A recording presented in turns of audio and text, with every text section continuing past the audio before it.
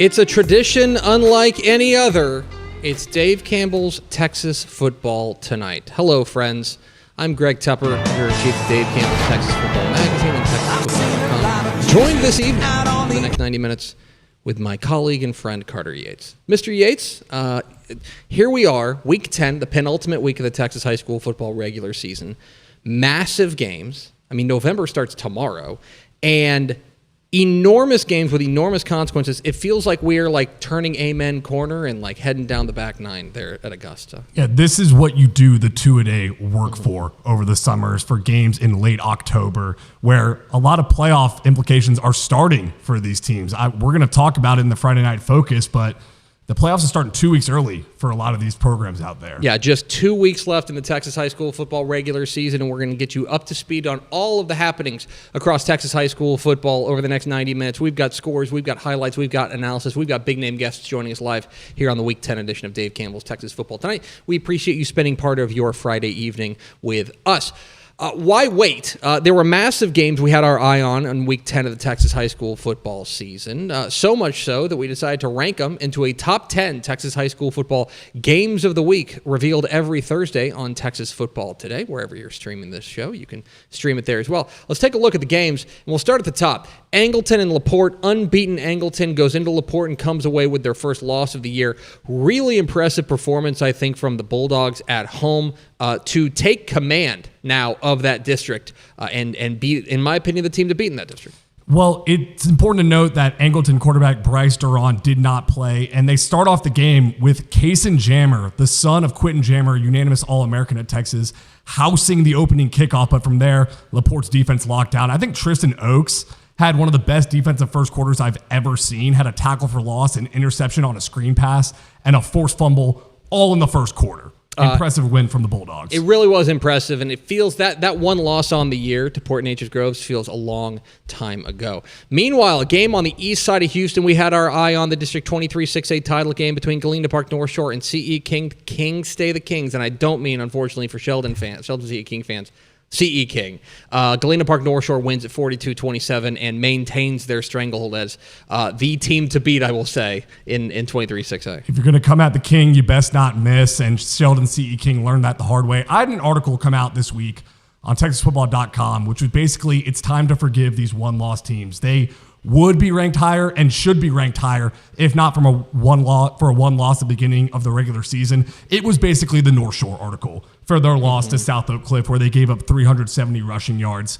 I think they have fixed all the defensive woes. I think so, too. I mean, that was a CE King team that came in averaging 54 points a game. They hold them to half of that. Impressive from the Mustangs. Meanwhile, in a Thursday action, Corpus Christi Flower Bluff and PSJ North in a match of unbeatens. And how about PSJ North? Without running back Ethan Guerra, they hold serve at home to topple Corpus Christi Flower Bluff. And what can you say about the PPR defense? A really impressive performance from the Raiders. Tepper, I'm just going to kick it back to you because I know people were doubting your pick about PSJ North. Listen, give me the green jacket, I guess. It's impressive. But PSJ North holding serve at home against a high-powered Flower Bluff team, even without their number one playmaker, right? Ethan Guerra did not play in this ball game, and yet the defense held serve in this one. Really impressive to move to 9-0 and take command of District 15 5A Division 1. Very impressive there from the Raiders. Meanwhile, in the DFW Metroplex tonight, it was a district title game there in Prosper as Walnut Grove moves to 9-0 on the year with a 38-35 win over Melissa. So Matt Stepp mentioned this on Tep and Step, but running back Cam Newton had 92 touches in the last 2 weeks, just putting on the Superman cape like Cam Newton used to do on the Carolina Panthers. And this is like when I used to create a running back on Madden and just give it to him every play. He had 4 touchdowns tonight, too. And I wondered if he had enough gas in the tank against this Melissa front seven. He did. It's like if you have the college football game, and you're trying to win your guy the Heisman. That's kind of what they do there. Cam Newton, he put on the cape. Meanwhile, still in progress in Forney, one of the wild ones in a game we had our eye on in that very compelling District 10 6A. Longview and North Forney at last check in the fourth quarter knotted up at 49, and it has been Johnny Hamilton for Longview and Legend Bay for North Forney throwing haymakers back and forth, especially here in the second half. Longview was up 42-21 at half, and I mentally checked this game off as over for Longview. So when this score popped up, I audibly gasped up here. This was kind of a surprise before we started rolling. what a fight by North Forney in the second half. It's going to be a fun one. We'll keep you updated on that one throughout the course of the evening. Port Neches Groves goes down to Montgomery and gets a 46-38 win over the previously 7-1 Bears. P&G moves to 9-0. They will be the District 8-5A Division II champions. Very impressive. We've talked about P&G, about how we think this is the best offense they've had under Jeff Joseph, and they flexed tonight against a good Montgomery team. Yeah, and Montgomery had 3 shutouts this season after not having any since 2016. So this is a vast improved Montgomery defense. This PNG offense is just different, though, with Jeff Joseph. Another game we had our eye on up in Texoma region, Munster taking on Collinsville, and it's the Hornets, the defending 2A Division II state champs, who take down Collinsville 49-28. We're going to be joined by the head coach of those Munster Hornets, Coach Brady Carney, is going to join us later in the hour. This is for the champions, this was their last big hurdle before the playoffs. They will be district champions in a very tight district, but Munster has risen above the fray. And we're going to talk to Brady Carney, and his son, Kason Carney, the quarterback, is one of my favorite Texas high school football players. I mean, he's got to be getting the first plate at the Dudes Rock banquet, I think. He gets to go through the buffet first, for sure. Another game. Hey, we have a 10-0 team, and it's the Springtown Porcupines. 63-36 winners over Decatur. They win their district. Springtown is 10-0. A very impressive job by the Porcupines in a wild, high-scoring affair with nearly 100 points scored, but the Porcupines get their district championship. Honestly, the Porcupines holding Decatur to 36 points is pretty impressive because Decatur won their last 2 games 91-8 and 70-7. I didn't know those were possible to put on football scores. That is pretty impressive. Pretty impressive there. Meanwhile, another game we've got tracking. It is the big game out there in the smallest county in Texas, Rockwall County, and I can update this one. Rockwall Heath has surged in front 47-35 here into the fourth quarter here as they are looking to take down rival and really big brother Rockwall, but Heath in charge right now, up 12 in the fourth. So this is the one I hinted at the start of the show where the playoffs have started early for some teams. It's for Rockwall because they are all but eliminated. I mean, technically, mathematically, they could still get in the playoffs, but 10-6A is such a gauntlet. And it's evidenced by the fact that Rockwall ended North Crowley's 3+ regular season winning streak this year and now might miss the playoffs. It's unbelievable how loaded that district is. Absolutely ridiculous there in District 10-6A. There are going to be some good teams that are left out. Meanwhile, up in the Panhandle, how about this? The Wheeler Mustangs get a 13-0 win over Wellington to win their district. I believe it's 5-2A Division II. And let me tell you something. That Wheeler defense is something serious. To take on a high-powered Wellington attack, they call it the Sky Raid out there in Wellington. Well, they were grounded tonight against this Wheeler defense. And Tepper, you had this stat that the defense for Wheeler had allowed 20 points total in 8 games. Yeah. That's now 20 points total in 9 games. I'm not a math guy. I'm a football guy. I don't know what that averages out to points per game, but it's probably a little over 2 points a game. So far, so good there for Wheeler as they look like the team to beat in their district. There it is, the top 10 Texas high school football games of the week. We got more scores, highlights, and analysis with you as we take you all the way up until midnight. We call it mayhem in the AM. No, we don't, but that's okay.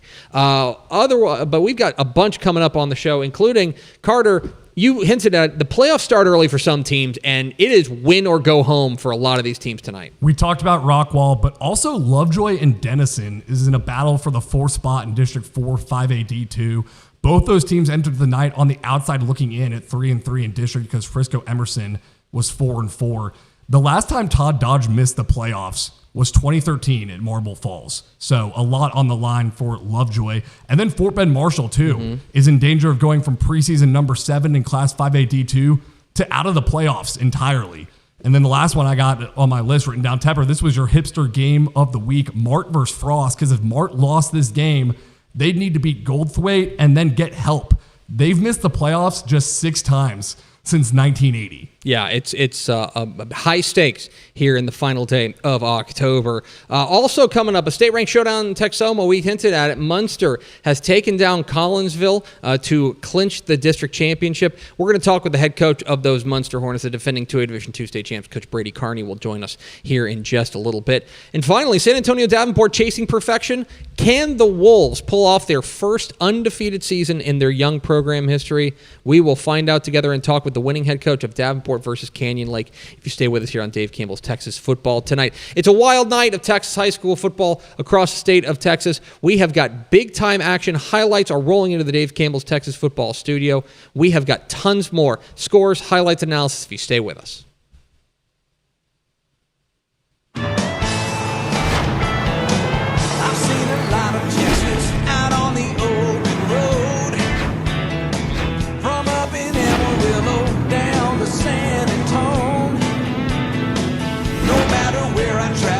One thing remains the same.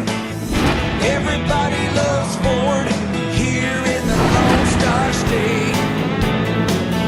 Ford is the best in Texas.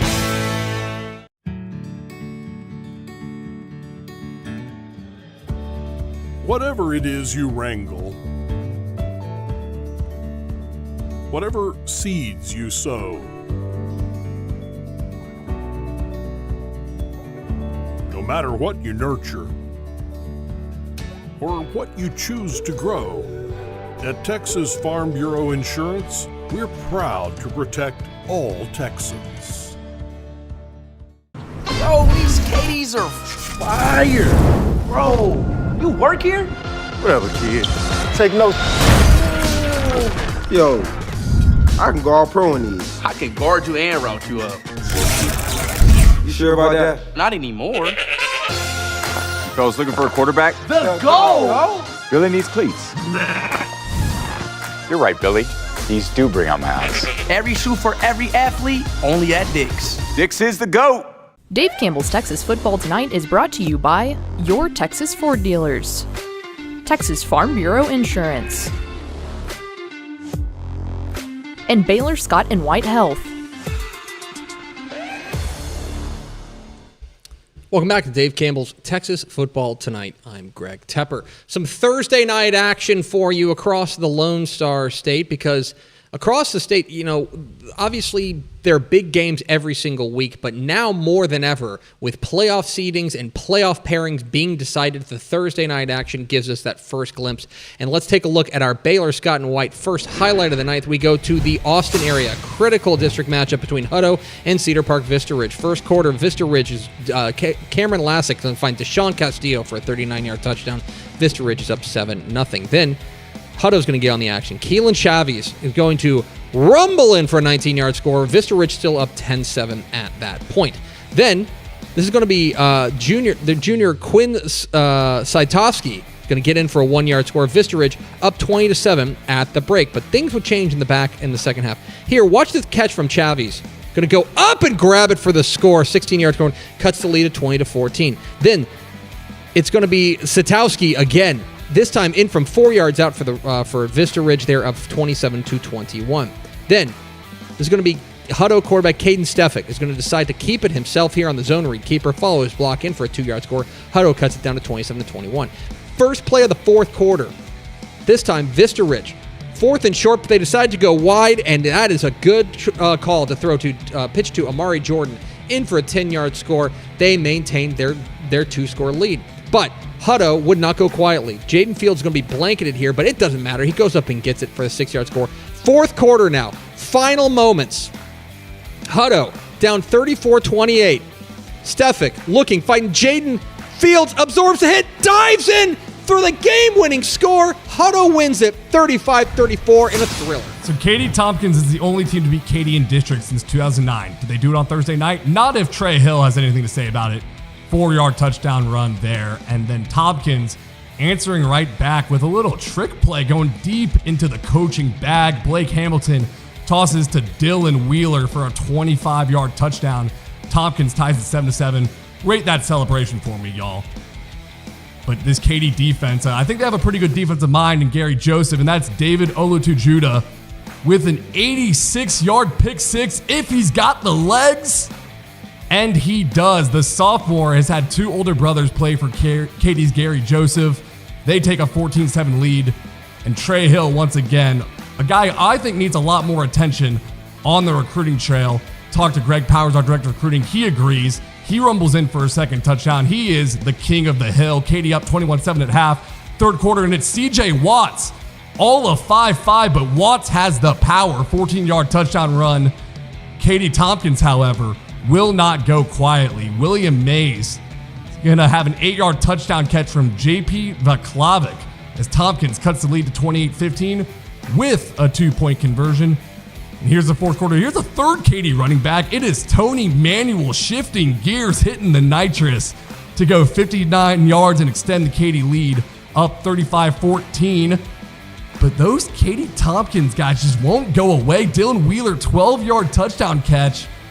Katy still leads 35-22, and the sophomore CJ Watts here is going to slam the door shut and ice the game with an 8-yard score. Katy wins 42-22, clinches their 37th district championship.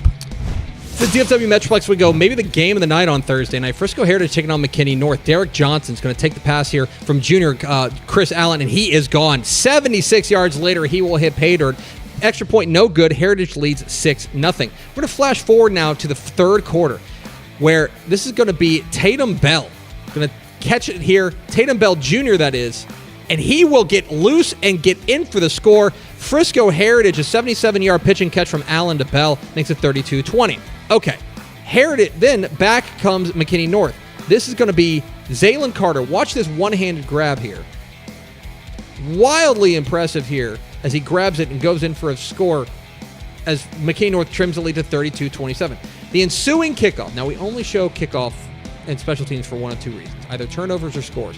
Well, Tatum Bell Jr. has eyes on one of those, and it ain't a turnover. 99 yards for the score. Heritage is up 39-27. Yes, sir, you can coast in. Fourth quarter now. Vincent Hooper is going to take it in from 6 yards out. Heritage up 46-27. This game's over, right? Right? Not so fast. McKinney North will not go quietly. This is Zaylon Carter again with the deep catch. Bobbling and hauling it in for the score. Heritage cuts the lead to the McKinney North cuts the lead to 46-35. Now, North, again, this time Danny Forrester plunging in for a 5-yard score, cuts the lead to 46-43. Then, McKinney North lining up Sebastian Infante from 45 yards for the tie. Yes, sir! And we are knotted up. 10 seconds left. Nolan Fitzgerald for Frisco Heritage. 36 yards up and good. Frisco Heritage wins a thriller. 49-46. That was some of the Thursday night action around the DFW Metroplex. Another of the games was actually our Dave Campbell's Rising Game of the Week, featuring Houston Legacy, Spring Legacy School of Sports Sciences, taking on newcomer Prosper Richland. That score is actually reversed. It was Houston Legacy that came away with a 56-22 win. And Carter, you were on the call of this one, and I don't need to, kind of dance around this. One of the reasons we wanted to get this game on our air is because we wanted to see Keyshawn Henderson, the number one prospect in the state of Texas, the Houston commit. You got to see him live and in person. I'm curious what your take was on what you saw. And selfishly, I wanted to do the game too because this is my third season at Dave Campbell's, and I have not seen either of the two previous number one overall prospects in the state. Keyshawn Henderson lived up to the hype. That dude was different out there. Not only does he have the athleticism with the background of playing safety and wide receiver, but he's got a freaking arm on him too. I was so impressed by his composure in the pocket and how he was always running to throw, if that makes sense. So when he was running, he was trying to go for an open guy down the field and buy some time. And you can just see the arm he's got on him, Tepper. It was pretty special. Yeah, this is a guy that obviously has got a ton of offers, but he's been committed to Houston for quite some time. And he seems fully committed to what Willie Fritz is building down there at the University of Houston. And to see him up close and personal, it's one thing to watch tape, but I know that one of the things that you were talking about me was this is a guy who it never felt like he was rattled, never felt like the moment was ever too big for him, and that even when he had pressure in his face, he was calm and collected. And a lot of that comes from his coach, Michael Bishop, who was a former All-American at Kansas State as a quarterback. And people have wondered, hey, why is he staying committed to Houston for so long when he's the number one overall player in the state? They don't normally get guys like this. Well, Michael Bishop actually won a national championship at Blinn Junior College. Guess who the coach there was? Willie Fritz. So that is why Keyshawn Henderson trusts Willie Fritz so much. He stayed locked in, and now the Cougs are 7-1 on the field, so they got the momentum on the field and off the field on the recruiting side. Keyshawn Henderson absolutely put on a show last night, and then afterwards he got to catch up with our Greg Powers. It's a big win. After the last couple games, we had tough losses and close games, and I feel like we finished this game finally. The team camaraderie from the last week is definitely came up, and I feel like it's a big part of why we won today. I feel like for sure every year we got the motto to just keep stacking and just get over that hump of just beat what we did last year. Last year I threw for 2,500. Last year Mike had around 600, 700, and I feel like this year we improved on what we did, and that was our goal from every year, is just improving on what we can do, especially being in the same class. That's my brother, and I feel like we just built that bond that just we trust each other now. Keyshawn Henderson puts on a show on Thursday night. Other Thursday night action we talked about in the top 10 games of the week. We got highlights coming here in a moment. PSG North takes down Corpus Christi Flower Bluff in a matchup of unbeaten. So it was Fort Bend Ridge Point staying unbeaten with a 44-6 win over FBISD rival Hightower. San Antonio Johnson takes down San Antonio Churchill 48-3. Out in the Sun City, it was another wild one. El Paso El Dorado takes down El Paso America 68-47. A game that got a little hairy for Canyon West Plains. I believe they trailed at halftime in this game, but they roar back and beat Dumas 56-37. And then it was Lubbock Liberty 49-22 winners over Lubbock Estacado. So Canyon West Plains offense ran for 479 yards last night, and Slade Russell had 353 yards and 3 touchdowns on 16.8 yards per carry. That'll get it done, Tepper. Yeah, if you do that, things are generally going to go well. Can we also talk about Lubbock Liberty, too? Because Lubbock Estacado is the established school out there in the area. They have 8 winning seasons in the last 9 years. Lubbock Liberty has 1 varsity season in the last 9 years. But Joe Sexton has those boys coached up. They were up 21-8 at halftime. And their coach, offensive coordinator, Coach Newton, said, boys, y'all better get ready because we're coming right at them. They ran ISO and power up and down the field all in the second half. It wasn't shocking that Lubbock Liberty beat Lubbock Estacado, but it was the physicality that they did so with that shocked me. Yeah, and I would say the margin there is certainly surprising. Let's go down to the Rio Grande Valley, one of the big games of the night on Thursday night. Unbeaten PSJA North welcoming an unbeaten Corpus Christi Flower Bluff. Let's go to the action. This is going to be PSJA North quarterback Darren Garcia going to unload down the sideline to sophomore Isaiah Garza, who hauls it in for a score.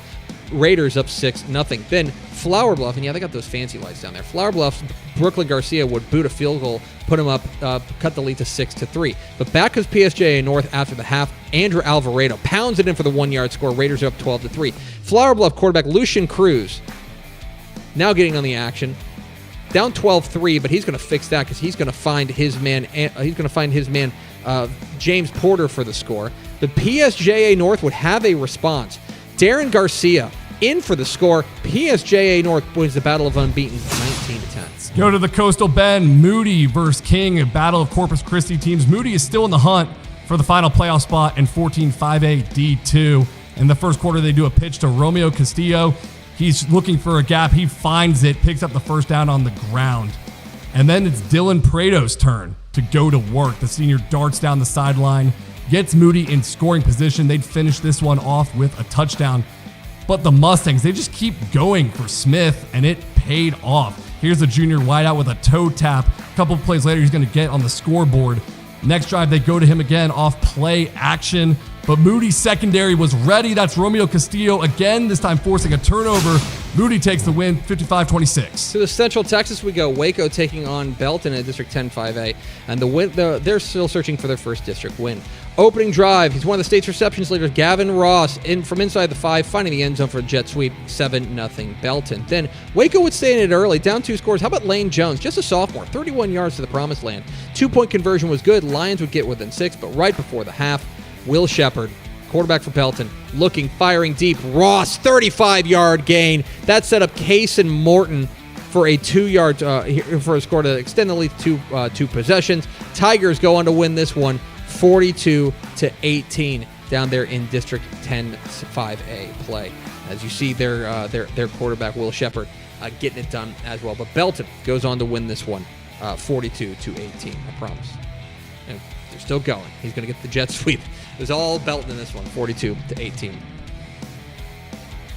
Tigers and the Lions, it's a little circus act. We are just getting rolling here on Dave Campbell's Texas Football Tonight. We have got a ton more scores, highlights, and analysis, including a reigning state champion head coach will join us on the other side of the break. Make sure you stay with us. We've got a lot more taking all the way up until midnight. Dave Campbell's Texas Football Tonight.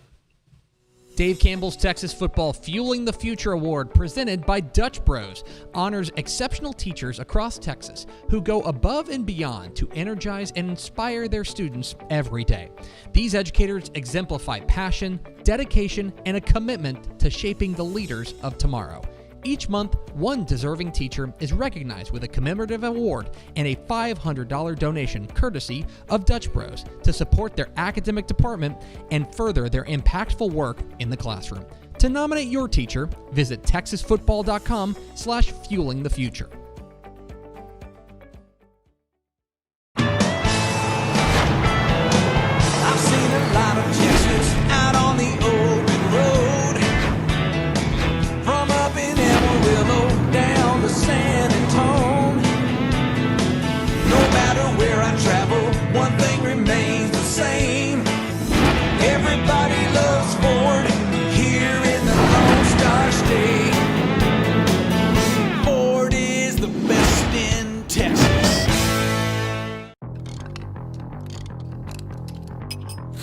Uh-oh. You good? Yeah, totally. Okay. Well, if your back hurts, you should be able to get the care you need. So you can get in, get out, and get back out there. Like fast. Well, that is kind of my thing. It's not complicated. Scheduling's easy on the MyBSW Health app.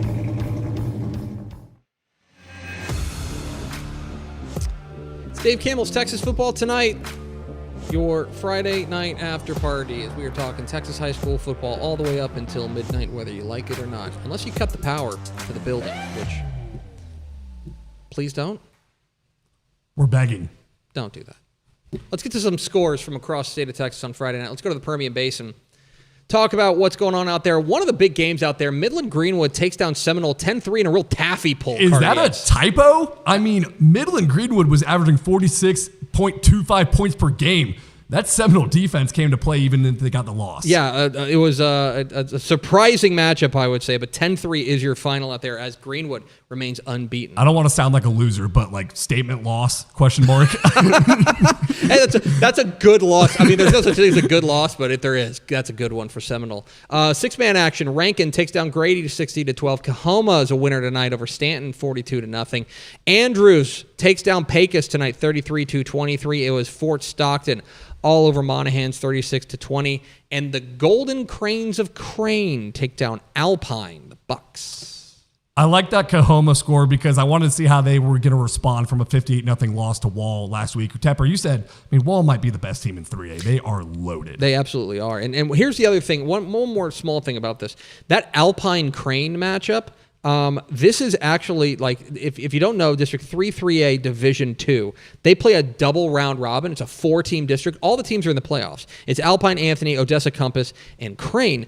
Crane has swept the season series against Alpine. They went and they beat Alpine at Alpine back in week 6, and now in the return match, they take down Alpine again. In honor of the World Series, the season sweep. Absolutely, they get the season sweep. So there are some scores from out there in the Permian Basin, Greater Odessa, Midland, if you will. Let's now kind of move a little bit farther east from the Permian Basin to the Big Country, Greater Abilene. See what's going on out there. It was Cisco taking down Anson tonight in a really important seeding matchup in that district. More on that in a moment. Stephenville, one of the great rivalries in Texas high school football, but it's all Jackets tonight. 49-0 winners over Brownwood.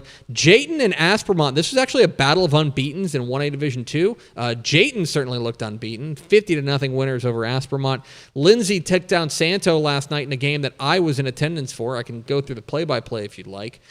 Jim Ned squeaks by Clyde, surprising Clyde, 41-34. That was a really intriguing game because Clyde's been such a great surprise out there. And it was Abilene getting a win over Lubbock Monterey, 42-34. Tepper, I do want to hear about your time at Lindsay Versanto. I heard y'all got the quintessential 2A experience. Were they giving out a raffle for a deer blind? They were. Game? They were raffling off a deer blind and 1,000 pounds of deer corn. That is 100% true. I almost entered the raffle, but I didn't have a way to get 1,000 pounds of deer corn home, and also my wife would be mad. One other thing, that Cisco Anson game, that could bump Anson down to the 4th place, which could set them up with a first-round matchup with Ozona in the first round of the playoffs. Ozona has a pretty good running back. They do. Do they not? Perhaps you've heard of Christian Villarreal. That would be a really intriguing matchup. No matter how that goes, we're going to be keeping an eye on that one. But we also mentioned it, Stephenville and Brownwood. Again, one of the great rivalries. This is Gerald Brixey's first Stephenville-Brownwood game there as the head coach at Brownwood, but it was Stephenville 49-0. I got to tell you, in looking at 4A Division I, Stephenville looks like a wagon in a lot of ways. I'm very impressed with what Stephenville's got going. Yeah, I mean, doing the offseason position group rankings, like for the defense, it was like every position you got to was like, I mean, Stephenville's got to be on there again. I also want to shout out Abilene because they clinched an outright district title for the second time in the last 3 years. The other year they had a share of the district title, so technically not a district title. They don't like to share over there. No. Mike Fullen has Abilene rolling. And there's no need to share due the Warbirds there in Abilene. Now, from the big country, we're going to maneuver over to the kind of the greater Texoma region where the defending 2A Division II state champs, the Munster Hornets, were in action tonight, taking on Collinsville, hoping to bring home a district championship. We'll go to some other Texoma scores before that. Tioga takes down Wolf City tonight in a wild one, 50-44. Leonard takes down Bells, 49-22. Lovejoy squeaks by Denison, 35-28. Big implications in that one. It was Blue Ridge over Callisburg, 47-34. Gunner, no problem with SNS Consolidated tonight, 63-8. And Grand Saline keeps rolling with a win over Pattonville Prairieland. Y'all don't be fooled by Tioga's 4-4 record because coming into this game, they had outscored opponents by 134 points. And then also another hipster game. Blue Ridge and Callisburg, I was looking at because it's the battle for the 7-3A D2 4 seed, and it looks like Blue Ridge got it done. They went 9-3 in Jason Russell's first year last year. Watch out for them in the playoffs with the wide receiver Caleb Gaddis, a Stephen F. Austin commit.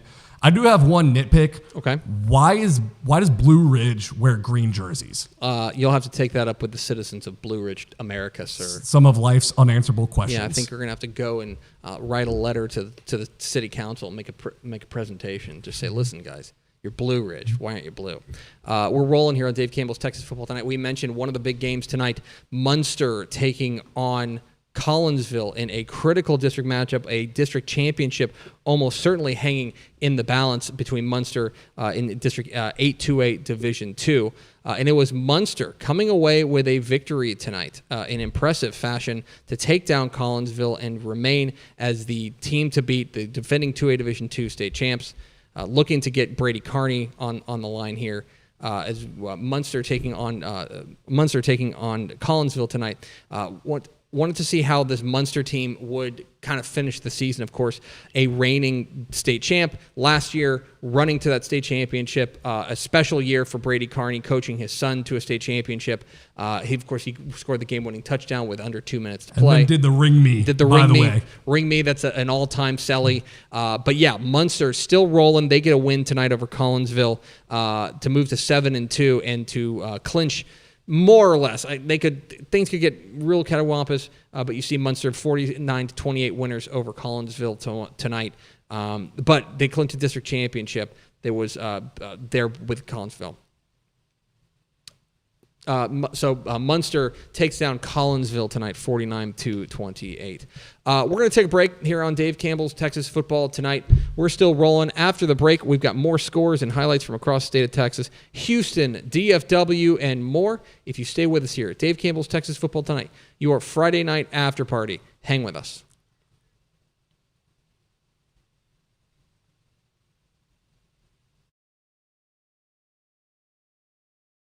Dave Campbell's Texas Football and Texas Army National Guard are honored to present the Coach of the Week Award, celebrating one head coach in 7 different classifications. That's 6A all the way down to 6-man, and of course, private school every single week.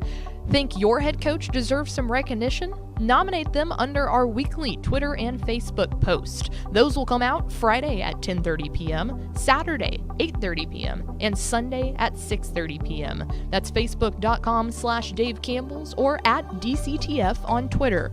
Thank you to Texas Army National Guard for helping spotlight the hard work and dedication of high school head coaches across Texas. Dave Campbell's Texas Football is proud to partner with Sport Tyler to award the Earl Campbell Tyler Rose National Player of the Week, which recognizes the top offensive player in Division I college football, who also exhibits the enduring characteristics that define Earl Campbell: integrity, performance, teamwork, sportsmanship, drive, community, and tenacity. It all leads up to the Earl Campbell Tyler Rose Award, announced in January. Congratulations to this week's winner of the Earl Campbell Tyler Rose National Player of the Week. For more information, visit earlcampbellaward.com. Dave Campbell's Texas Football is proud to partner with Garage Door Doctor to spotlight 10 deserving team moms across the DFW Metroplex. Congratulations to this week's winner of the Team Mom Appreciation Award. Think you know a deserving team mom? Head on over to www.texasfootball.com/teammom to submit a nomination.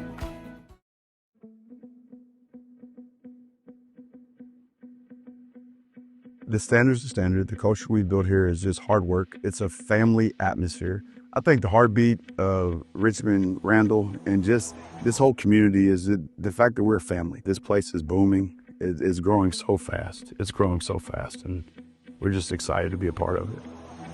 I nominated Miss Major as a community leader because she's that. She embodies everything that we do here at Randall High School. We're a true-to-life family here.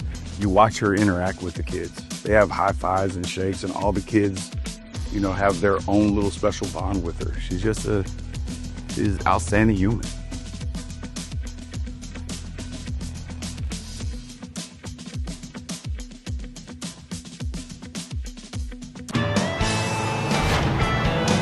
I've seen a lot of Texas out on the open road, from up in Amarillo down to San Antone.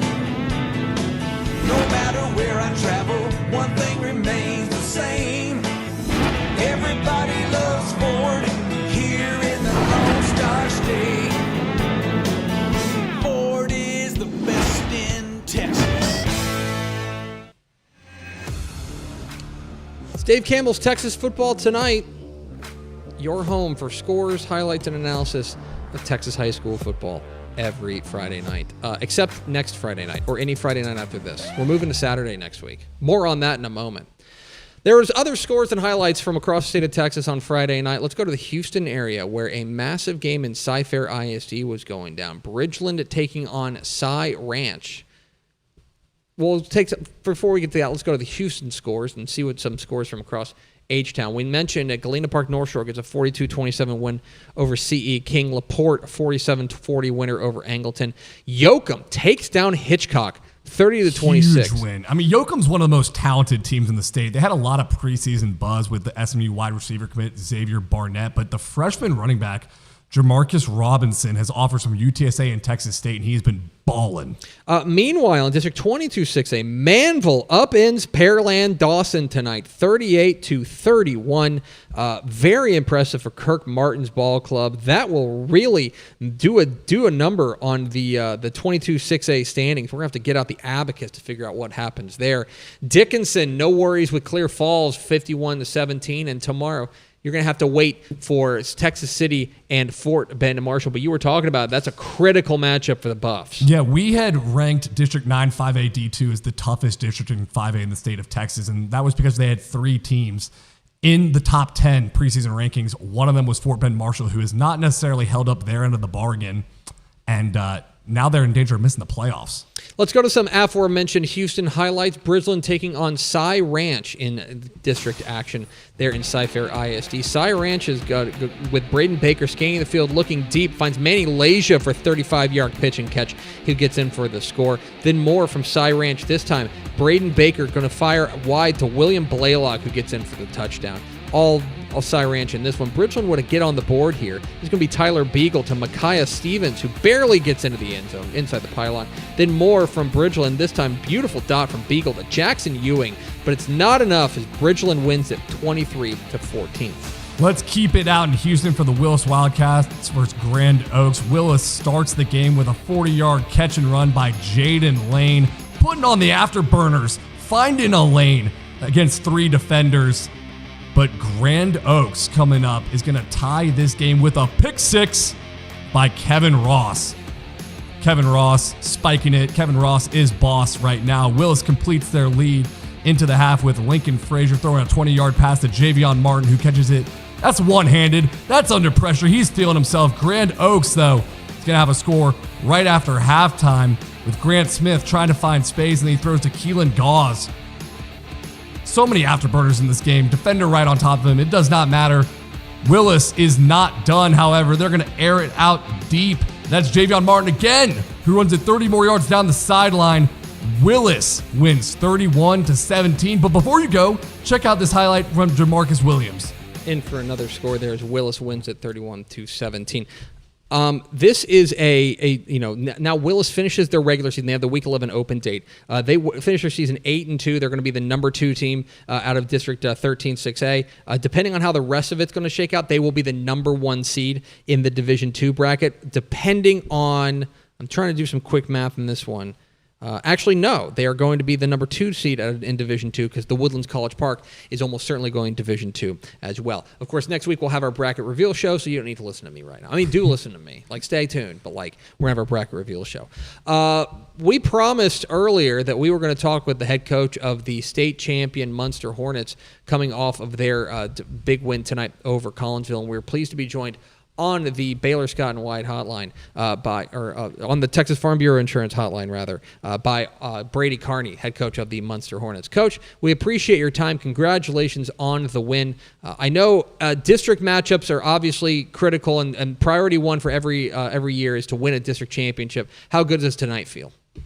It feels good. We have we got a very talented senior class that were part of that state championship last year, and for them to go out at home, win a district championship, or what hopefully is a district championship, that always feels good. Coach, you start 2-2 on the year, playing some big time offenses in 3A, Pottsboro, and Holiday. But what has your defense done to shore themselves up in district play? I feel like we've gotten way better on defense. Early in the season, we lost some big key parts from last year's team. Caden Clement, Tate Sampson, Landon Hawker, the list goes on, and replacing those guys is tough. So it takes a little while for the guys that we put in there to get those reps and get a little bit better. But I feel like we've just consistently got better week after week on the defensive side. Coach, I want to ask you about the mentality here entering the season with a target on your chest. I know obviously Munster's a known commodity, whether you've got the state championship in tow or not. But this year, what was your message to your guys coming in, knowing that you were absolutely going to get everyone's best shot each week? I think it started last spring, exactly what you said, Tepper. Everybody's going to give you the best that they have to offer. So, for us, it was about working in the spring and the summer to get bigger and faster and stronger and be able to withstand what those people, what the other teams were going to be able to give us and what they were going to throw at us. And I think that's the main thing is, don't be complacent, continue to work hard. And I feel like our kids have done that. So, Coach, your son, Kaysen, is a senior quarterback for this team. We were just talking about him last year at the state championship, balling out. Hopefully, y'all will be playing deep into December again. But, as a dad, are you kind of soaking up this last season with him? Yeah, trying to, man. It's going fast. I don't know if y'all have kiddos or how old they are, but you're going to blink and before you know it, it's going to be over. And that's the way it is with him. I remember starting out in flag football and watching him play with all his friends that he's still with today. And I'm just trying to soak it up as much as I can and enjoy every moment. And, he's a good player, but he's also surrounded by a lot of good players as well, which makes us a really competitive and good football team. He's Brady Carney on the Texas Farm Bureau Insurance hotline, the head coach of the 7-2 Munster Hornets, defending 2A Division II state champs, winners tonight over Collinsville. Coach, appreciate your time. Congratulations again on the win.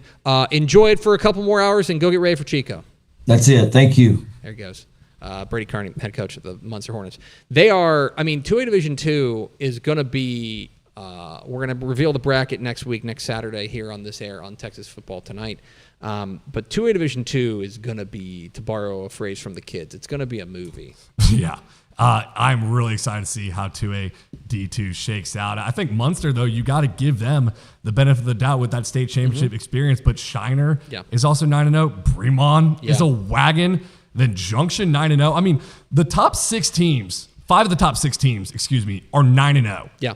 You don't see a lot of the undefeated still this late in the season, especially at 2A when they play a lot of 3A schools. Well, and to your point, you mentioned it with Coach Carney, Munster does have 2 losses. But those 2 losses are to Holiday, who's a good 3A Division II team, and then Pottsboro, who just re-entered the 3A Division I top 10. That's why I think that sometimes one of the things we have to do here at the desk is provide this context to say, like, yes, 7-2 is a worse record than 9-0. We know that. However, there are some, I don't want to say asterisks, but there's some context you have to provide. Not all losses are created the same. Yes, exactly. Is what I would say. Yeah, absolutely. So there we go. We appreciate Coach Brady Carney hopping on with us. Meanwhile, let's go to the DFW Metroplex. Carter, you want to take us there? Yeah, let's go on over to the DFW where we're located. Let's get out some of those. Are we doing the highlights right now or scores? How about we do highlights? Let's do highlights. Louisville versus Denton Geyer. I was really excited to see this matchup. Denton Geyer opens the game up. The 15-yard pass from Carter Morgan to Cash Money Bird. Then Louisville answers right back with Derek Martin making a 75-yard run, juking out defenders, tying the game. His father played in the NFL. Can you tell?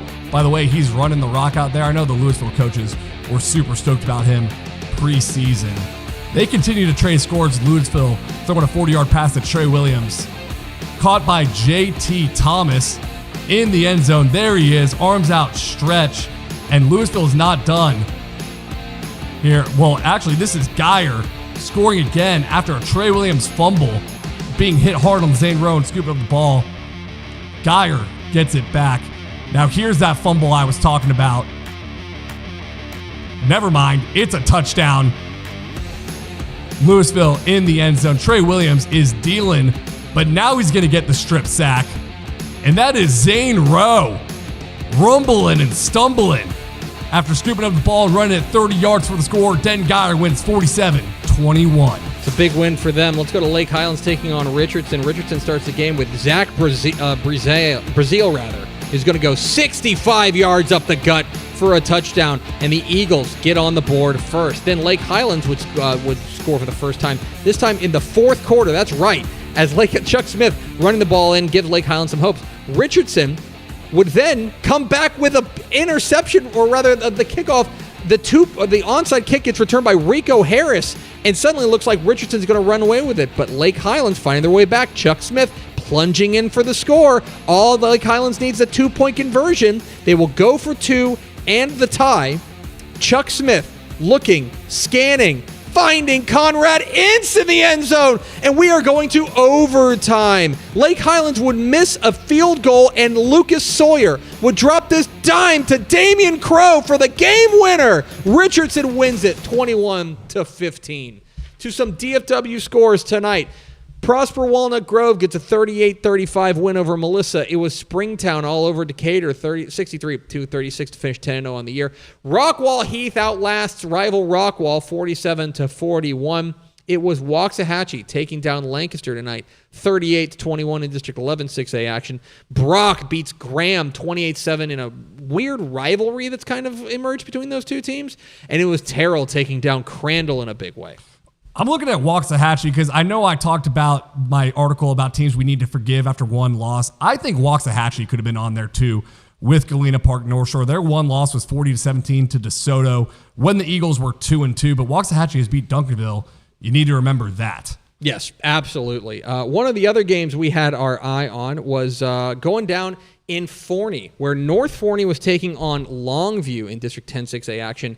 Wow. And in an absolute heart stopper, North Forney takes down Longview 56-55, and luckily we had a courageous reporter on the scene. Let's go live on the Texas Farm Bureau Insurance Hotline to talk with our Dave Campbell's Texas Football High School football insider, Matt Stepp. Matthew, I would say that your entertainment dollar went a long way tonight.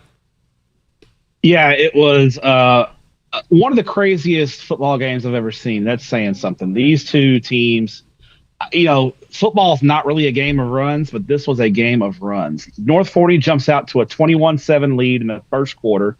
Then Longview scores 35 straight to go up 42-21 at the half. It's 42-21 at halftime, and Longview has the ball to start the third quarter. And you're thinking this game's over. Longview's going to go on an 8-minute drive and just suck the life out of this game.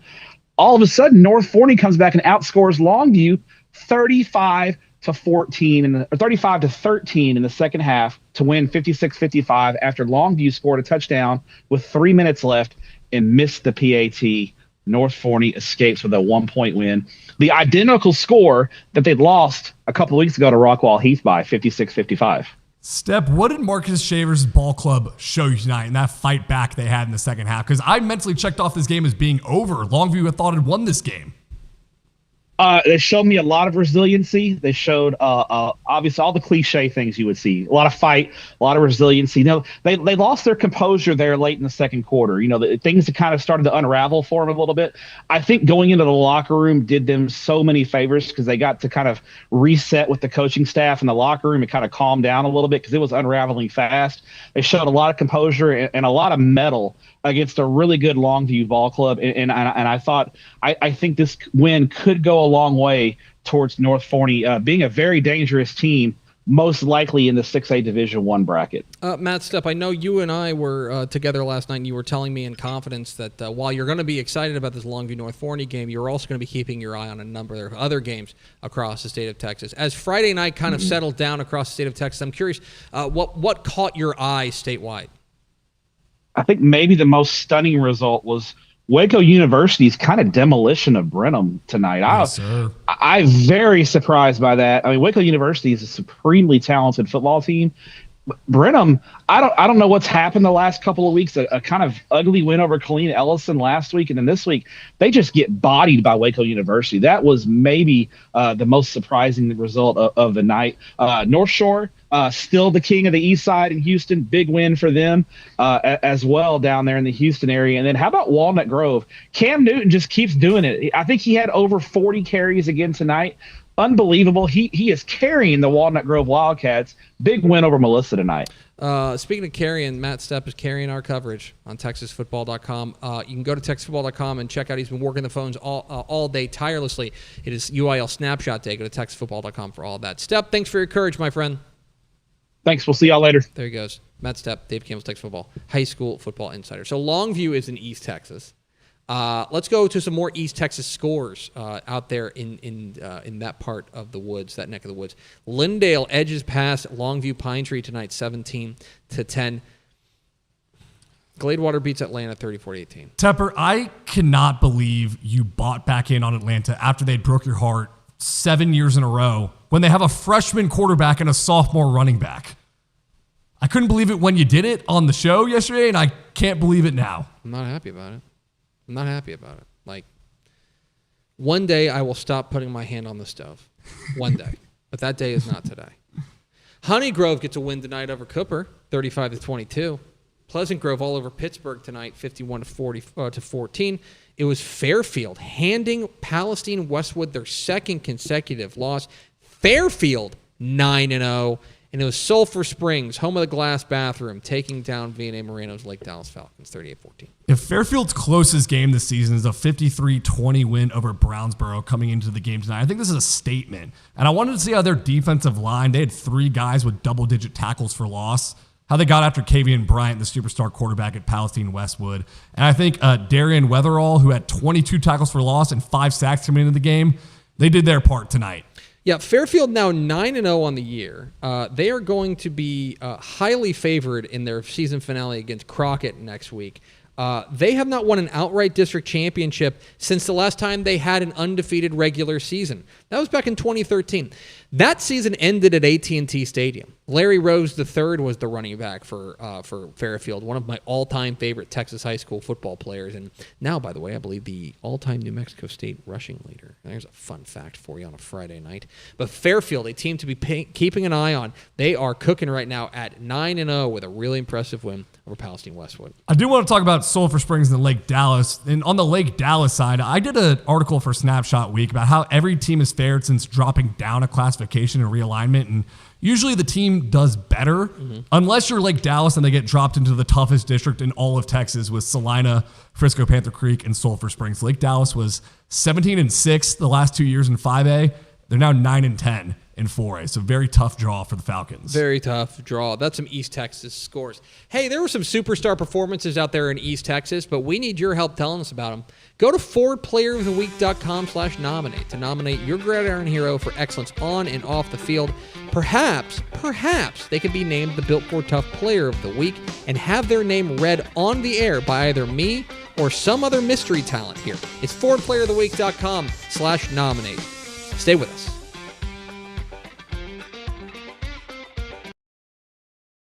Dave Campbell's Texas Football and Higginbotham have teamed up to find the most driven team in Texas.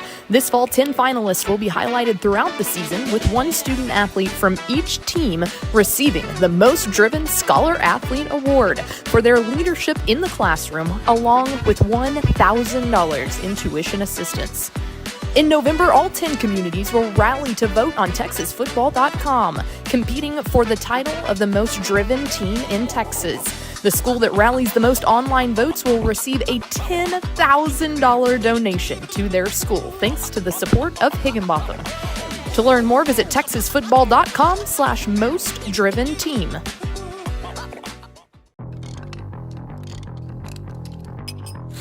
Uh-oh. You good?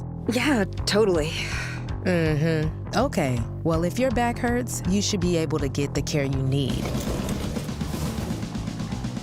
so you can get in, get out, and get back out there, like fast. Well, that is kind of my thing. It's not complicated. Scheduling's easy on the MyBSW Health app. I've seen a lot of Texas out on the open road, from up in Amarillo down to San Antonio. No matter where I travel, one thing remains the same. Everybody loves Ford here in the Lone Star State. Ford is the best in Texas.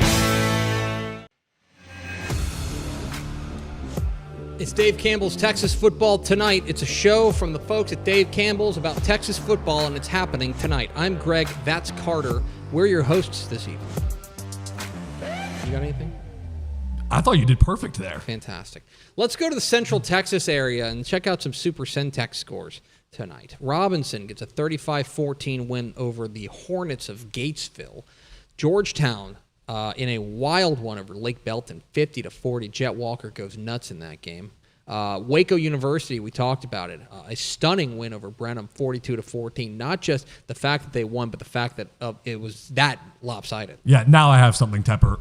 Oh my gosh. Yeah. What a statement game from Waco University. And London Smith, too, the superstar wide receiver who came into the night, scoring a touchdown in 7 of 8 games. Yeah, wildly impressive. It's Harker Heights, moved to 7-2 on the year with an impressive win over Killeen Shoemaker tonight, 28-10. It was Cayuga getting a win over Kearns tonight, 38-7 in that wild and woolly Region 2 of 2A Division 1. Who's going to win it? It might be Frankston. We can talk about them a little later. And it's Mart taking down the Polar Bears of Frost to arguably save their season. Yeah, that was a gotta-have-it game, Tepper. I mean, new head coach for Mart and Chris Lancaster, and this is only the second time they've lost 4 games in the season since 2009, but they get the win when it really counts, trying to not have a 21 consecutive playoff appearance streak snapped. So those are some scores from the Super Centex region. We are going to stay in the kind of the greater Central Texas region, but move a little bit south from Waco, a little bit down 35. It'll only take you 6 hours to get from Waco to Austin, but we're going to go to the capital city, check out some scores tonight. It was Leander Rouse taking down Georgetown Eastview tonight, 24-21. Pflugerville and Bastrop. This game never was supposed to happen tonight. It was on this score graphic because it was happening tonight, but it didn't happen tonight, Carter. There was a lights delay. Basically, the stadium lights were not working, and I had this pulled up on Dave Campbell's Texan Live because it was going to be box office. 2 awesome quarterbacks in Cole Taylor at Pflugerville and Weston Nielsen at Bastrop. Do they still do Nielsen ratings anymore? Yeah, I think so. Because those Nielsen ratings would have been off the charts for Weston Nielsen's game. You're going to have to wait until tomorrow at 1 p.m. Well done. Absolutely. That game is happening tomorrow there in Bastrop. Lexington all over Comfort tonight, 54-0. The K-7's experience was rolling. Austin LBJ is going to win their district with a 49-14 win over the Ducks of Taylor. Weimer takes down Flatonia tonight, 21-17. 9-7, and the defending 6A Division II state champion Vandegrift, trying to make sense of District 25 6A, they get a really important win in resounding fashion over Westwood. What are your thoughts on Vandegrift, Tepper? Because I can't figure these guys out. I think that it's a different kind of Vandegrift team. I think that this was obviously a really nice performance offensively, but that has kind of been few and far between. It's gotten better of late, but last year I think that we took a look at their offense, and their offense kind of, even though obviously Drew Sanders is a defensive guy, I think that we looked at their offense as leading the way. And coming back with Miles Tedecki and all the playmakers they've got, we thought that offense was going to take center stage. The offense has been okay, but it hasn't been like that elite level. I will say, going to the 6A Division II bracket, I don't want to see them. I'll say that, because the one thing you can say about them is that they have that pedigree, and all those players that you're going to be seeing they played 6 playoff games last year. You cannot overstate how important that experience is. So Vandegrift, I think, is going to they're going to they've got that loss now to but with Hutto's win last night, that wild win over who would they be, Vista Ridge. That now sets up a tie at 6-1 there between Hutto and Vandegrift at the top of the district table. But of course, Vandegrift's got that win over Hutto head to head. So fascinating stuff in 25-6A. We got to get Craig Way on to break it all down. We don't need help breaking down what happened tonight in a critical district showdown. San Antonio, Davenport, and Canyon Lake, and it is all Davenport in this one, 46-14, as the Wolves of Davenport are 10-0 and in the barn, as they would say, in the clubhouse, waiting for the playoffs to start, district champions. And we are pleased to be joined on the Texas Farm Bureau Insurance Hotline by the head coach of those 10-0 Davenport Wolves, Coach J.D. Zimmerhansel. Coach, how does 10-0 district champs sound? Happy Halloween. Good to have you guys covering Davenport tonight. Hey, 10-0, man, this is our 4th straight season being 10 wins in the season and being 10-0 before playoffs start.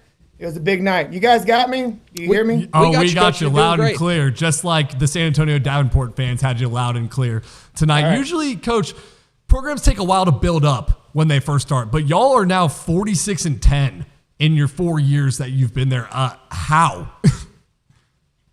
Man, it's just, first off, obviously, it's the kids we have, the community. It's really bought into what we're selling, and, great coaches, and, just everything comes together where the coaches trust the players, and the players trust the coaches, and the community's bought into it. And, I tell the guys all the time, don't take this for granted. There's a lot of coaches and kids that don't get a 10-win season. This is our 4th, and, couldn't be more than happy tonight. It's a party in Garden Ridge and Davenport community, and get our bye week, and got to stay hungry for the playoffs. Coach, you guys at 10-0, and there's a lot of different guys who are responsible for it. One of those guys is your star running back, Barrett Fallon. This guy, week in and week out, is putting on a show.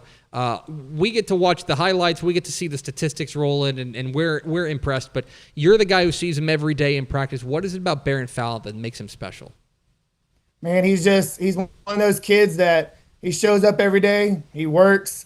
He's a leader, not only on the field, but in the classroom. He's a baseball player, and he's the kind of guy, if you want to go in a dark alley with, that's the guy that I'm going to go with.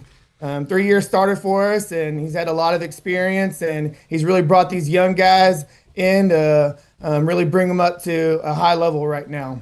And, Coach, on a broader scale, how special is this senior class, the class of 2026, for you, considering they were freshmen when this school opened?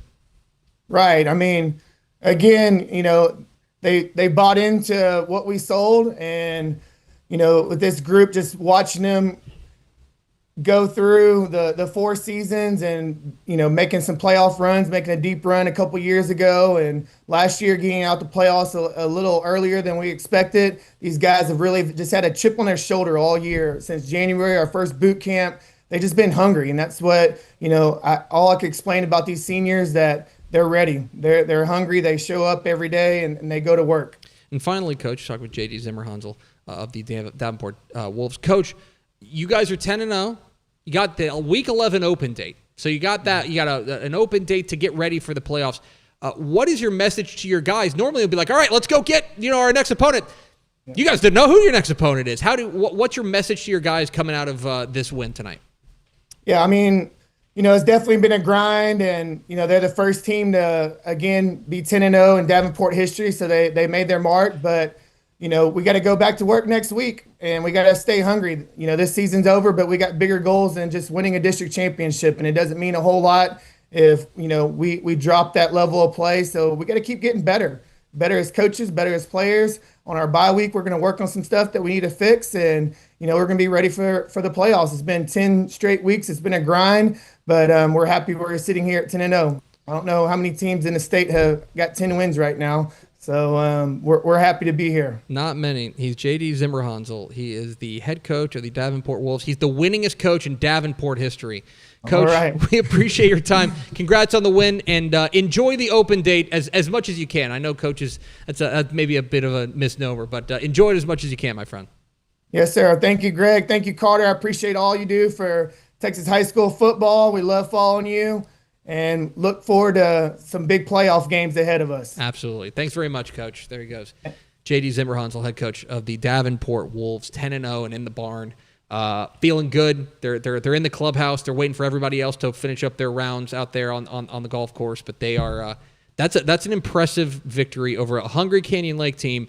But to finish 10-0 district champs, next week's probably going to be a fun week of practice for them. Yeah, normally the bye week coming after you've played 10 games, it's not ideal, but when you go 10-0, it's pretty nice. I would say it's probably the best possible way. Let's go to the San Antonio area, check out some more scores from across the greater Alamo City. It was Alamo Heights. Whoa, hanging a 77 burger on Tybee tonight. I don't mean to cut you off, Tepper, but why does nobody talk about Alamo Heights running back DK Garza? Oh. He had 400 yards and 6 touchdowns tonight. He averages 217 yards a game with 27 touchdowns on the year, and he has 2 offers to Cornell and Trinity. Is a Cornell commit. Yeah, he is a dog for sure. He has got that dog in him. It's Falls City taking down Yorktown tonight, 49-22 in a really important. That's Yorktown's first loss in district play of the year. Falls City looks like they're going to climb back and grab that second seed in District 15 2A Division 2. New Braunfels, the Unicorns, get a win over Seguin tonight, 49-0. It's Columbus, more or less clinching a district championship with a 35-21 win over Hallettsville. Llano takes down Marion, 44-27, and it was Cibolo Steel over New Braunfels Canyon tonight. I got to say, in honor of Ashley Pickle, I still feel pretty good about my preseason Llano State Championship pick because they're 7-1 right now. That one loss came to a 4A Jarrell squad, 40-29, but I don't think we realized back then how good Jarrell is. Jarrell is 8-1 now. I think it's all about the growth from Luke Davis. For sure. That quarterback at Llano. I mean, he had 19 games starting coming into this season, and he has thrown 25 touchdowns and 4 interceptions on the year. But here's the thing. I don't know if you've seen Matt Stepp's playoff projections on TexasFootball.com. TexasFootball.com is where you can find the playoff projections. Llano could see Edna in the second round. I like Llano in that game. There's a lot of people who have said they like Llano over Edna in the past, and it hasn't worked out super well. I don't have experience with that, so I'm walking blindly. There are some wounds there. That might be your Atlanta. You know what I mean? It might be. It might be. We're rolling here on Dave Campbell's Texas Football tonight. We have got scores and highlights from across the state of Texas rolling to the Dave Campbell's Texas Football Mothership. After the break, the rundown says we're doing Golden Triangle, Brazos Valley, and El Paso. I've seen a lot of Texas out on the open road, from up in Amarillo down to San Antone. No matter where I travel, one thing remains the same. Everybody loves Ford here in the Lone Star State. Ford is the best in Texas. Dave Campbell's Texan Lives Athlete of the Month, presented by Dick's Sporting Goods, shines a spotlight on one outstanding female and one exceptional male athlete each month who exemplify excellence on and off the field. This prestigious recognition celebrates student athletes who demonstrate remarkable athletic performance, unwavering dedication to their teams, and a commitment to their communities. To nominate your student athlete, scan the QR code on screen or visit texasfootball.com/athlete of the month.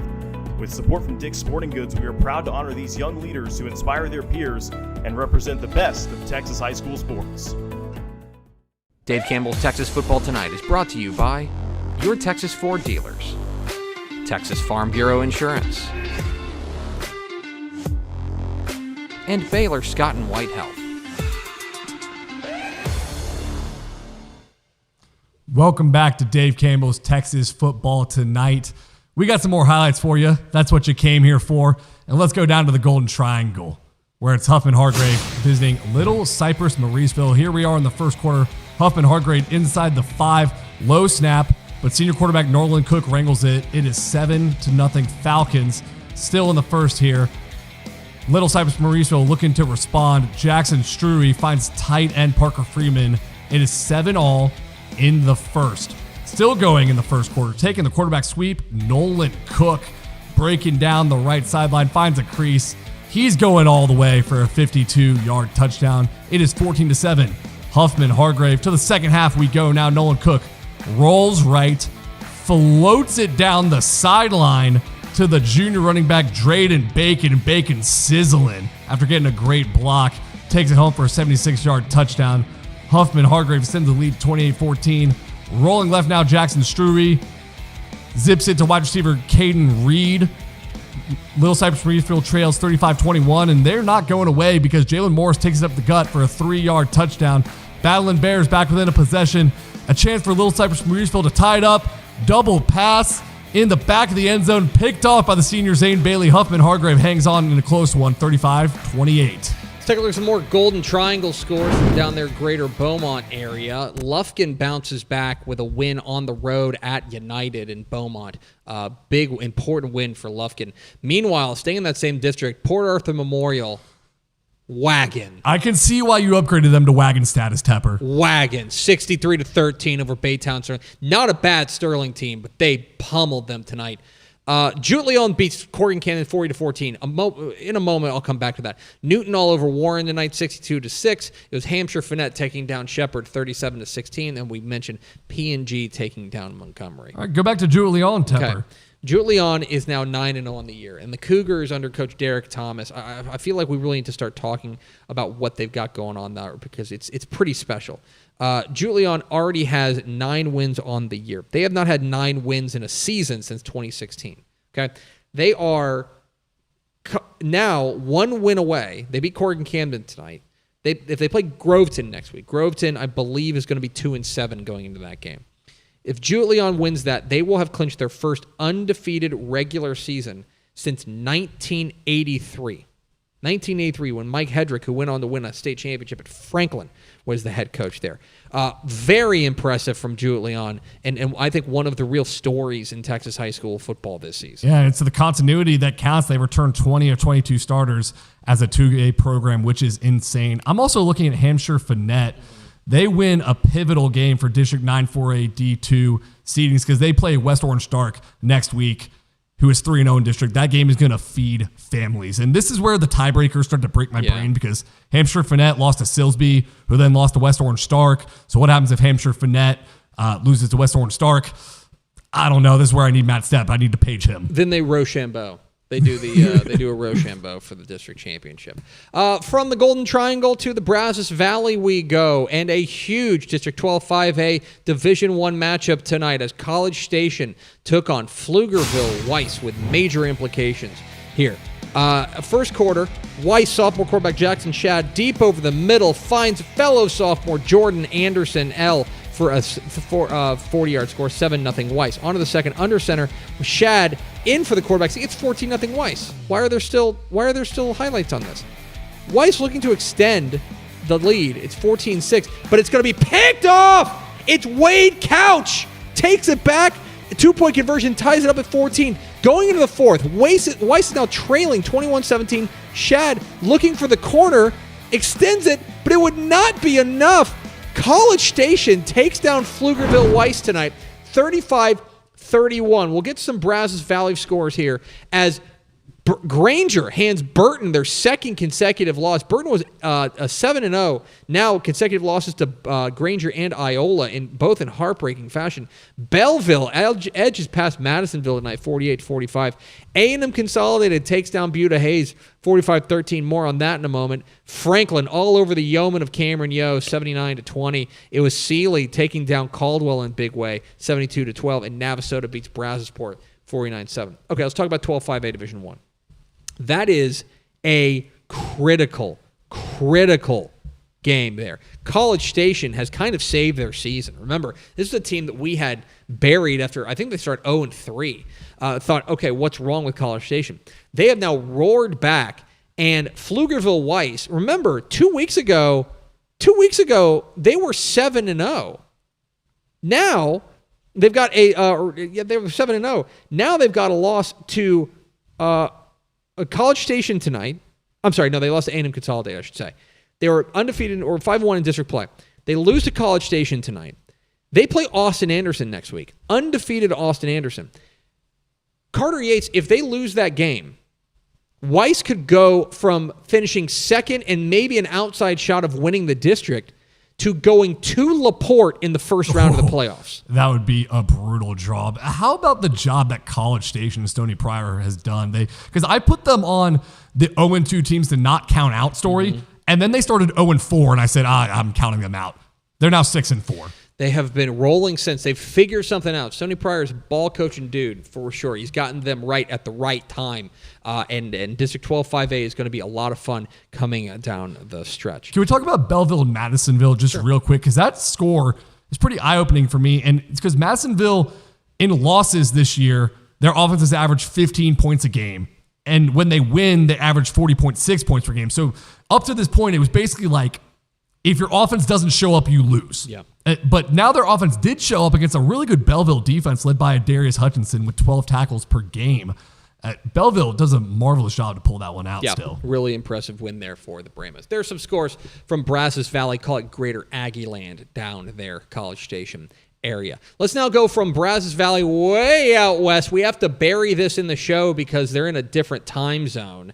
It's the Sun City. Let's talk about what's going on in El Paso tonight. It was Isleta taking down El Paso Riverside tonight, 61-50. This is really impressive from Isleta. They remain undefeated on the year. They are seeking their first undefeated regular season since 1961 out there in El Paso. Congratulations to them. El Paso El Dorado takes down El Paso America 68-47. It was Pebble Hills edging past Eastlake tonight, 19-14. Del Valle with the El Paser. Jake Fetty, their quarterback, blows past El Paso Burgess tonight, 65-19. El Paso Andrus takes down El Paso High, 42-14, and it was Irvin over Fabens, 35-20. I want to just make a general statement about El Paso here, and we've talked about three teams now here. The guy getting P4 offers. It's El Dorado with the running back Ryan Estrada committed to Minnesota. Pebble Hills has a wide receiver Noah Tarrant who's got offers to A&M. Del Valle has Jake Fetty, of course, committed to Arizona State. And when I was working on that Ernie Powers feature about the El Paso Franklin running back, and he's going for over 3,000 yards now, set a city record, I was talking to an opposing coach who played him, who fielded a call from a college scout who said, well, is Ernie Powers really good, or is it just the competition he plays? We need to change that narrative about El Paso football right now because it is up in the Sun City with all the Power 4 level recruits they have out there. It's time to put some respect on El Paso's name. 100%. 915 has got it cooking out there. There's some scores from the greater El Paso area. We're rounding third and heading for home. We're actually on like the 17th tee, I would say, if we were to continue what has been the real theme of tonight, which is golf and the Masters. I am Mr. Masters, after all. Coming up after the break, we've got some more highlights to close things out. Stay with us. Dave Campbell's Texas Football Tonight, your Friday night home. This is our last Friday show. We'll tell you why after the break. I've seen a lot of Texas out on the open road, from up in Amarillo down to San Antonio. No matter where I travel, one thing remains the same. Everybody loves Ford here in the Lone Star State. Ford is the best in Texas.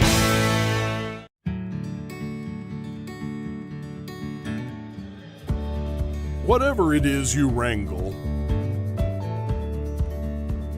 whatever seeds you sow, no matter what you nurture, or what you choose to grow. At Texas Farm Bureau Insurance, we're proud to protect all Texans. Dave Campbell's Texas Football Tonight is brought to you by your Texas Ford dealers, Texas Farm Bureau Insurance, and Baylor Scott & White Health.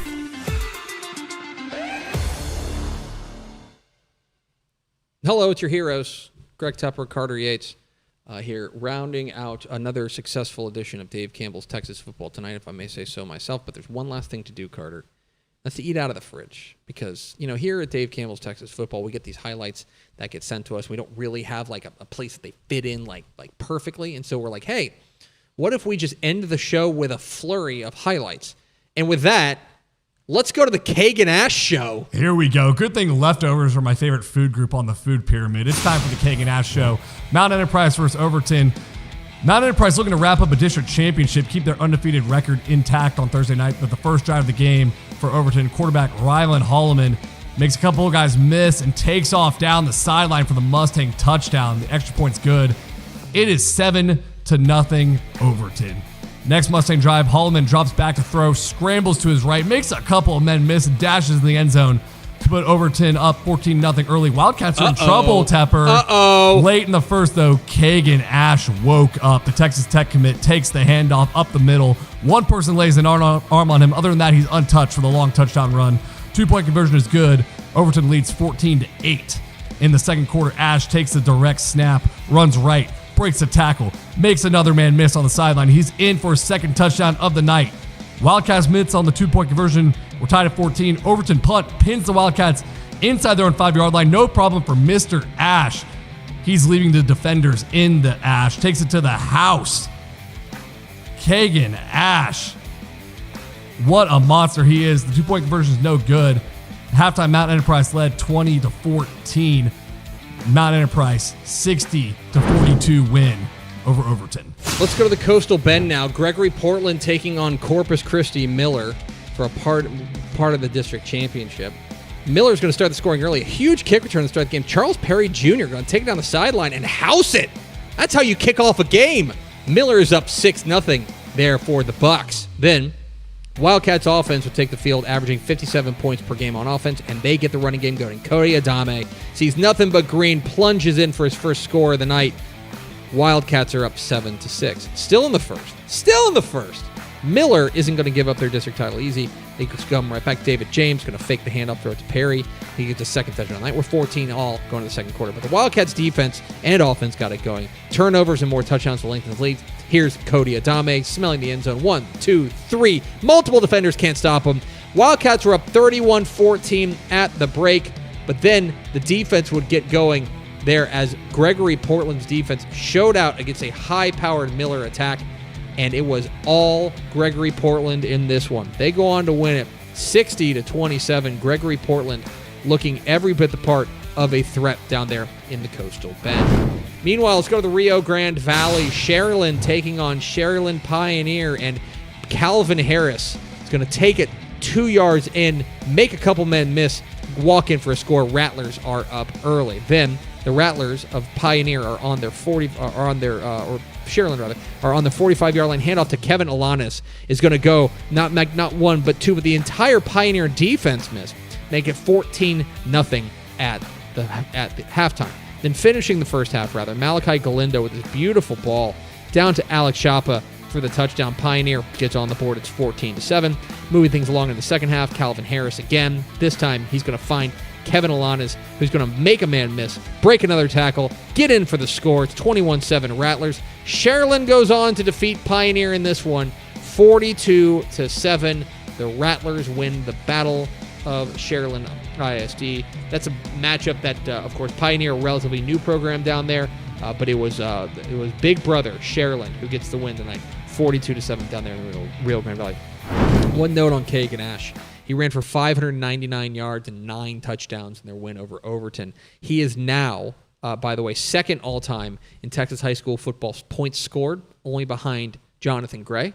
And he is right now, fifth all-time in career rushing yards, behind only Kenneth Hall, Jonathan Gray, Traylon Shedd, and Trevor Spates. He passed Wes Danaher. He's got more rushing yards than Trey Williams, than Jaquiz Rogers, than Robert Strait. Like, Kagan Nash has put together a remarkable career out there. That's why I love Texas high school football, because every year legends are born. I know Kagan Nash has been doing it for quite some time now, but he's really put his name up there with the immortals in Texas high school football. He is a folk hero, no doubt. That is week 10 in the books, in the pocket, out of sight, but we're gearing up for week 11 of the Texas high school football season, the final week of the Texas high school football regular season. We got big games to watch. North Shore and Summer Creek down there in the Houston area, out there in the big country, Stanford taking on Hawley, a mammoth private school or six-man game, Aquila taking on Abbott, Highland Park and Midlothian with major implications. That game could get pointsy. Another big six-man game, May and Jonesboro's must-see, and Malakoff and Winsboro will square off. Yeah, I feel like we kind of wrote off Malakoff after losing 3 earlier in the year, but that's going to be a game with major District 7 through 8 Division I implications. Winsboro, another team too, at 8-1, who we kind of wrote off after a huge loss to Commerce, but Commerce is 7-1 and 5-0 in district. So District 7 through 8 D1 turned out to be a doozy. Yeah, absolutely. So there it is, your Built for Tough games to watch for week 11. So a programming note, if you've made it this far in the show. Hello, hi mom, thanks for staying up. Starting next week, we are moving this show to Saturday. That's right, Saturday, 10:30 p.m. This show will move, and it starts next Saturday, 10:30 p.m. wherever you're streaming us with the Dave Campbell's Texas Football Tonight Bracket Reveal Show. All 12 UIL Texas High School football playoff brackets revealed exclusively here on Dave Campbell's Texas Football Tonight. We will go through every single bracket and tell you the first round matchups, what all those have to do with how every team's road to the championship, their road to Arlington, starts next week with the Dave Campbell's Texas Football Tonight Bracket Reveal Show. I'm ready. It's going to be all hands on deck. We're going to have instant analysis of the brackets. It's going to be a lot of fun next weekend. You're not getting this type of content anywhere else. I mean, it's the entire state wall to wall covered. Absolutely. That is going to do it for us here on Dave Campbell's Texas Football. Did you notice? No, never mind. I didn't notice anything different about the studio tonight. I think you did a great job. Good job, man. Well, I feel like it'd be half as good as Ashley Pickle than it was a successful night. I think the jury's still out, though. Yeah, we'll go to the comments, which are always very kind to this show, and find out what you guys thought. We did have Pickle with us all night. She left her emotional support Pickle. Says, I will always be around to let you know that you are a big deal. So thank you, Ashley Pickle. That's going to do it for us. Thanks for spending your Friday evening with us. For our producer, Vianney Moreno, and for Carter Yates, I'm Greg Tepper. We will see you Monday for Texas Football Today, and then we will see you next Saturday for the Bracket Reveal Show, Dave Campbell's Texas Football Tonight. See ya.